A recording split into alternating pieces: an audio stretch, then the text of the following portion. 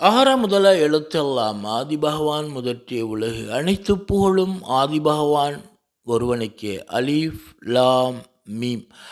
1400 ஆண்டுகளுக்கு முன் தோன்றிய நபி அப்துல்லாவின் மகன் அஹ்மத் குறிப்பிட்டார்கள், ஒவ்வொரு மனிதனின் இரத்த நாளங்களிலும் ஷைத்தான் ஓடிக்கொண்டிருக்கிறான்.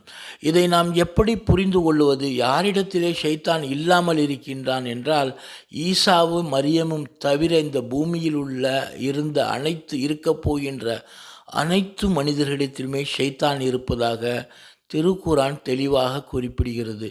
இதை நாம் புரிந்து கொள்ள வேண்டும்.